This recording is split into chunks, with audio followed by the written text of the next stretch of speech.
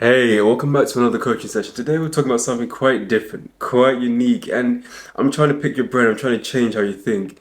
We're talking about a particular verse in the Bible. Now, I'm not coming as this as a theologian, I'm not coming this as somebody who's studied the Bible. I'm just coming this as someone who believes in God. Somebody who studies the Bible and looks for inspiration, who looks for revelation, who looks for guidance. As I was told in prep school, my teacher asked her, what is the Bible about? What does it mean? And she said to me, it's a way of life. It's a way of being. And younger than 12, hearing that was a complete revelation from the way I was taught. Going to a Catholic school is something I grew up with. Going to church from a young age is something, the Bible is something I've always grown up with. Through years and through learning about God myself and my own journey, I've been able to understand that it's a relationship between yourself and God. But that's not what we're discussing. We're discussing a particular verse and subject that resonates not only in the Bible, but in everyday life.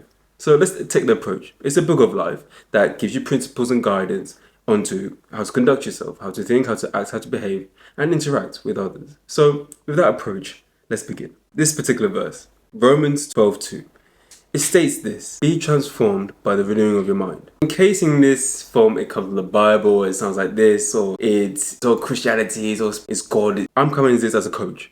Coaching you with a book that's transformed millions of lives. But why has it done that? That a book, the bestseller book that continually impacts people who purchase it. But why has it done that? The book has significance, right? There's no doubt about it. And there's a reason the principles, the studying, and the language within it resonates with every single person. I was once told by my pastor, as you read it, it reads you. It reflects what's happening in your life and within any single moment. But once again, let's take it as a book as a way of life. Be transformed by the renewing of your mind. First thing that comes to me is act transformed in a new way by the renewing from the difference of the past, or from the differences of your mind, of what's going inside your mind, the thoughts, the thinking, the habit. When I was looking deeper into this particular verse, particular sentence, we could say, we'll dissect it word by word and really gain, what can I derive from this? Number one, be. To be comes in many different forms. To behave, to act, to think, to look, to work, to have, to exist, to occur, forming continuous tenses, forming passive voices. To be. Being is a multitude of different actions. There's a multitude of different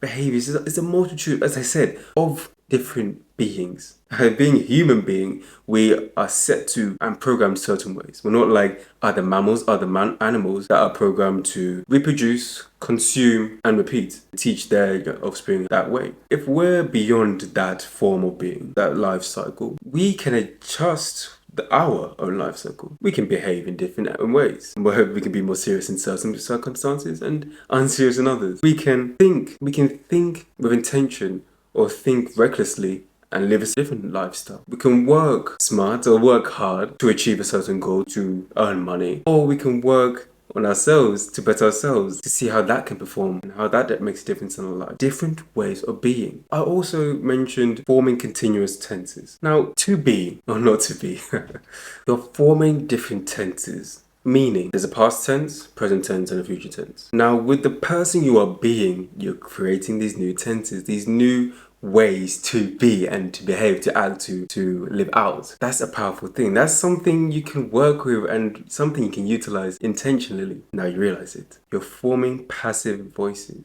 What I mean about that is we grow up with many voices. Voices from our parents, voices from our friends, from primary school or from your teachers, from your lecturers in university, and so on, telling you who you are, what you're capable of, what you can do, and what you can't do. But at the end of the day, you can create your own voice in your own mind. You can create what you perceive of yourself, whether that's a good thing. Oh, I'm able to do this. Oh yeah, I can do this. Oh yeah, I do this all the time. Or it's a bad thing. Oh, I'm rubbish at this. I can't do that. I struggle with this. And what we're talking about here when to be is forming those passive voices. Forming those voices in yourself, not psychosis in terms of hearing voices in your head, but in terms of forming a voice that encourages you, that motivates you, that inspires you, and pushes you just that little bit more, to do that a little bit more, to stay disciplined. That's what it is to be.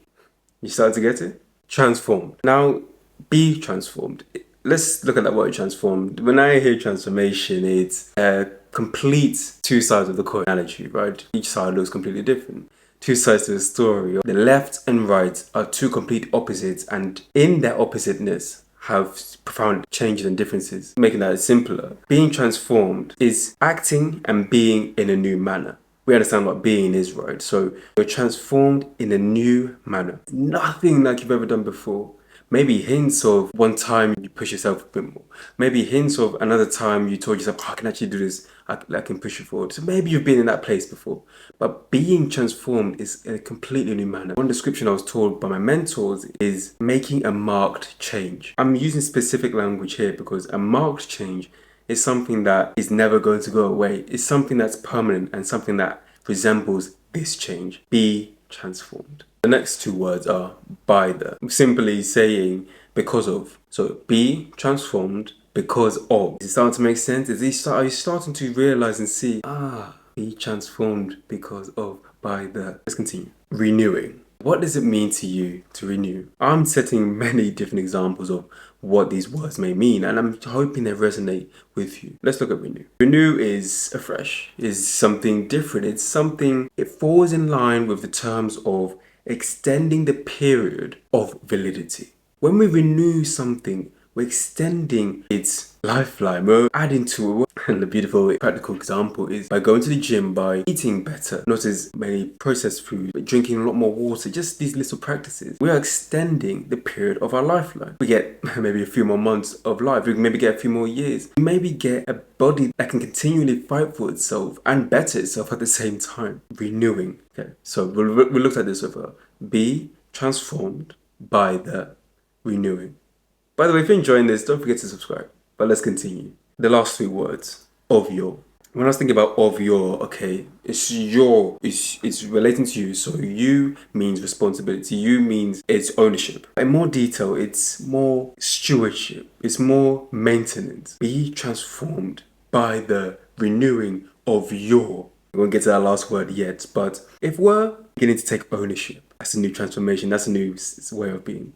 If we're beginning to take responsibility, that's a new way of being. That's being transformed. That's now accepting, oh, I did make a mistake here. Oh, I said this to that person and I didn't mean it. Oh, yes, I've got these responsibilities in my life and they're mine. And no one else is going to come and help me. So I might as well be responsible and take ownership in that. I've got to steward this. This word steward is such a profound word because the steward is looking after, you're looking over, you're looking for. Let me explain that a bit more. You're looking after, you're taking care of it, making sure it's welfare, making sure it's running, making sure everything is going smooth.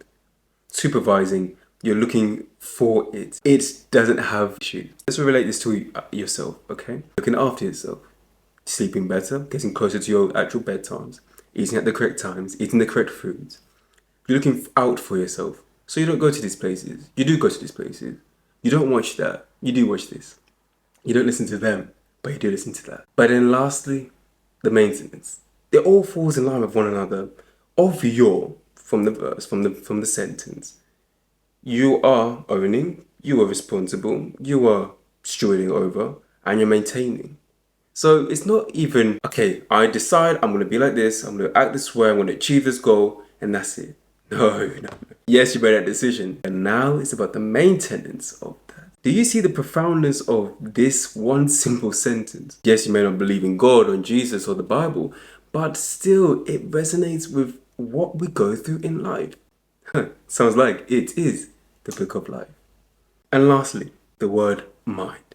Be transformed by the renewing of your mind.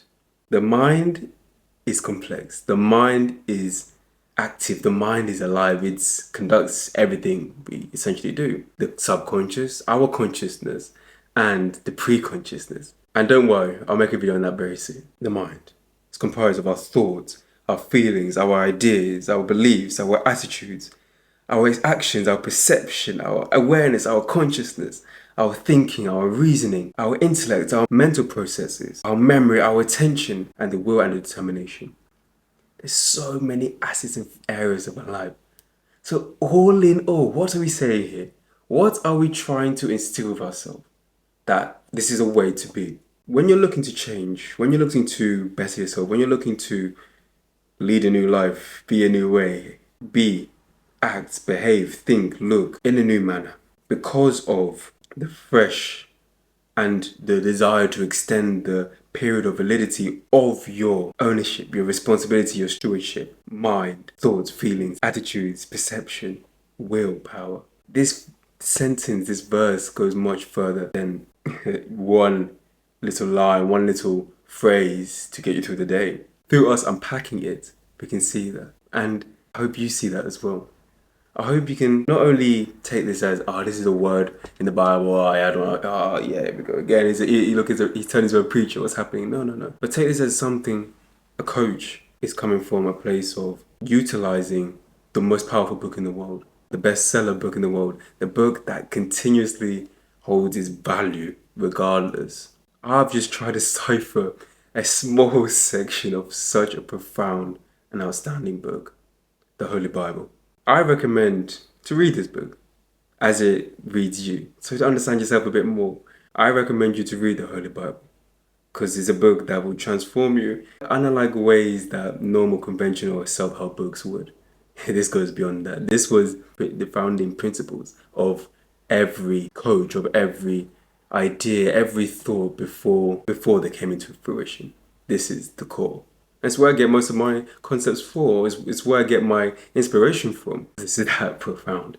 And I show you many of your idols, many of your models, many of your celebrities themselves even follow the suit, whether they know it or not. But I hope you enjoyed your coaching session today. If you did, like the video. And also leave a comment. Leave a comment saying transform. Then I'll know this really iterated within your mind. My name is Kanchefu. I hope you have a good day, morning, night or evening for wherever you are in the world watching this. And if you like this video as well, let me know in the comments. Because I got a lot more like this coming up. I'll see you next week.